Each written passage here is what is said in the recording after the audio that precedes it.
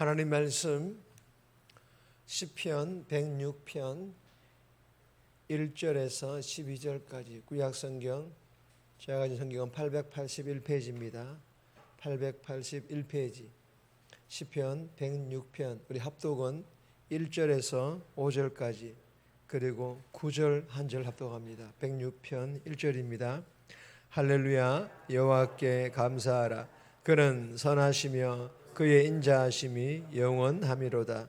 누가 능히 여호와의 권능을 다 말하며 주께서 받으실 찬양을 다 선포하랴. 정의는 지키는 자들과 항상 공의를 행하는 자는 복이 있도다. 여호와여, 주의 백성에게 베푸시는 은혜로 나를 기억하시며 주의 구원으로 나를 돌보사. 내가 주의 택하신 자가 형통함을 보고 주의 나라의 기쁨을 나누어 가지게 하사 주의 유산을 자랑하게 하소서. 9절입니다. 이에 홍해를 꾸짖으시니 곧 마르니 그들을 인하여 바다 건너가기를 마치 광야를 지나감 같게 하사. 아멘. 오늘 본문의 제목은 홍해를 꾸짖으시니, 홍해를 꾸짖으시니. 오늘 이 본문은 시인인 다윗이 하나님을 찬양하라고 촉구하며 선조들이 홍해에서 패역한 일을 저질렀음에도 불구하고 이스라엘 백성들을 구원하신 그 하나님의 은혜를 회고하는 그런 내용의 본문입니다. 오늘 이 본문을 통해 하나님께서 우리에게 주시는 첫 번째 교훈입니다. 찬양받기 합당하신 하나님.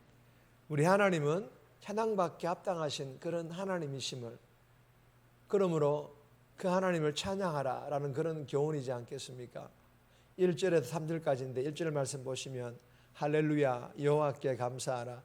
그는 선하시며 그 인자하심이 영원하미로다. 여러분, 할렐루야, 여러분, 이 시인인 다윗은 첫 시작을 주저함없이 단번에 명령형으로 할렐루야를 외치며 하나님을 찬양함으로 시작을 합니다. 여러분이 다윗의 고백과 찬양은 하나님을 향한 자신의 고백일 뿐만 아니라 이 성경을 읽는 청중들을 향하여서도 동일하게 할렐루야를 외칠 것을 명령하고 있는 그런 본문입니다. 여러분, 다윗이 자신뿐만 아니라 청중들에게까지 하나님을 향하여 할렐루야를 외칠 것을 명령하신 이유가 무엇일까요? 사실은 어떤 이유가 있어서 하나님을 찬양하라고 명령한 것은 아닙니다.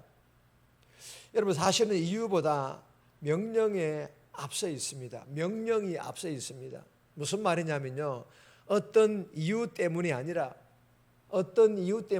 성도라면 하나님을 찬양하는 것이 당연하기 때문에 그냥 명령한 것이라는 그런 말을 하고 있는 것입니다. 여러분, 본문 2절에 보면 이렇게 기록되어 있습니다. 누가 능히 여호와의 권능을 다 말하며 주께서 받으실 찬양을 다 선포하랴. 무슨 말씀입니까? 하나님의 권능을, 하나님을 믿는 성도들이 다 알아서 찬양하는 사람이 어디 있냐라는 것입니다. 즉, 없다라는 것입니다. 여러분 보세요. 사람을 찬양할 때 북한의 김정은이를 예로 든다면 김정은이를 찬양해야 하는 이유들을 쭉 이야기하지 않습니까? 그리고 그 김정은이가 세운 업적들, 그리고 그 근거에 맞추어서 찬양하지 않습니까? 물론 우리가 믿는 하나님을 향하여 찬양할 때도 하나님께서 행하신 어떤 역사들에 대하여서도 찬양은 하지만, 그렇다고 어떤 역사가 없으면 하나님을 찬양하지 않습니까? 찬양해야 될 근거와 이유가 사라지면 하나님을 찬양하지 않습니까? 아닙니다. 아니라는 것입니다. 만약에 어떤 역사가 없어도 우리가 믿는 하나님은 하나님께서 존재하시는 그 이유만으로도 찬양받기 합당하신 그런 하나님이신 줄 믿으시기를 바랍니다. 사랑하는 여러분, 하나님을 향하여 찬양을 왜 드려야 하나? 그 찬양의 이유를 찾거나 따지는 일보다 믿음으로 찬양받기 합당하신 분이심을 믿고 다윗이 찬양하라는 이 명령에 순종하여 오늘 하루도 하나님을 향하여 많은 찬양으로 영광 돌리는 그런 복된 삶 살아갈 수 있기를 주님의 이름으로 축복합니다. 두 번 주시는 교훈입니다. 기도의 특권. 기도의 특권. 우리가 기도하는 이 기도는 하나님께서 주신 특권이라는 것입니다. 4절에서 6절까지인데 4절 말씀 보시면 여호와여 주의 백성에게 베푸시는 은혜로 나를 기억하시며 주의 구원으로 나를 돌보사. 여러분, 이 본문은 하나님의 백성들에게는 간구할 자격이 있다라는 그런 교훈입니다. 시인인 다윗은 언약의 하나님을 상기시키는 여호와를 외치면서 하나님의 백성들에게만 베풀어지는 그 은혜를 간구하고 있습니다. 여러분, 4절에 보시면 나를 기억하시며 주의 구원으로 나를 돌보사. 5절에 보시면 주의 택하신 자가 형통함을 보고 주의 나라의 기쁨을 나누어 가지게 하사 주의 유산을 자랑하게 하소서. 여러분, 무슨 말씀입니까? 하나하나의 내용을 살펴보면 정말 많은 교훈들이 있지만 한마디로 말씀과 같은 일에 참여하게 해달라고 요청, 즉 기도하고 있는 그런 말씀입니다.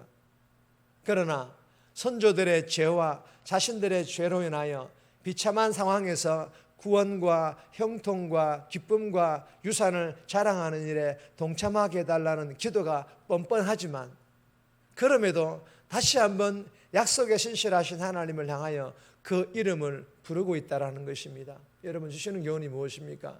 지금 나 자신의 어려움을 초래하는 것은 나의 죄로 인한 나 자신이지만 그럼에도 다시 한번 하나님 앞에 나아가 하나님의 이름을 부르며 하나님의 구원을 구할 수 있는 것은 구원받은 하나님의 백성, 하나님의 자녀에게만 주어지는 그런 특권임을 믿고 이 시간 담대하게 하나님 앞에 나아가 회개 기도하며 회복함과 더불어서 하나님의 은혜를 간구하는 그런 복된 이 새벽이 될 수 있기를 주님의 이름으로 축복합니다.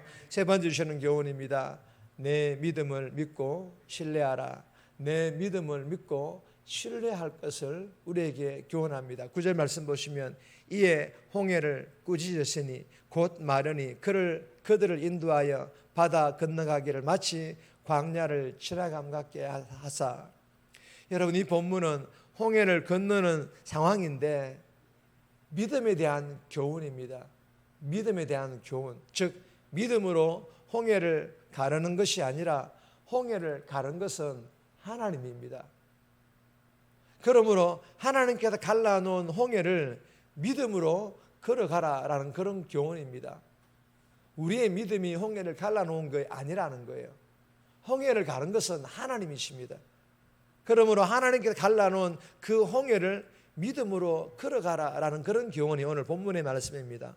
지금 다윗은 출애굽 당시 가장 긴박했던 상황을 재조명하고 있습니다. 앞에는 홍해가 가로막고 뒤로는 애굽의 기마병들이 쫓아오고 있습니다. 그러자 하나님께서는 모세를 사용하여 홍해를 마치 광야처럼 마른 땅과 같은 길을 만들어 주셨습니다. 여러분, 이제 이스라엘 백성들이 할 일이 무엇입니까? 한 가지입니다. 여전히 깊어 보이고 물이 다시 덮칠지도 모르는 그 두려움을 떨쳐버리고 믿음으로 하나님께서 만들어 놓으신 그 길 위를 걷는 것입니다. 사랑하는 여러분, 주시는 교훈이 무엇일까요? 믿음의 복이라는 것은 홍해 이쪽에서 건너편 저쪽으로 옮기는 마술 같은 그런 방식으로 주어지지 않는다라는 것입니다. 하나님께서 내신 구원의 길을 믿는 거예요. 그 구원의 길을 믿는 것입니다. 신뢰하는 것입니다. 그리고 직접 자신의 발로 그 길을 걸어갈 때 주어지는 복이라는 것입니다. 믿으시기를 바랍니다.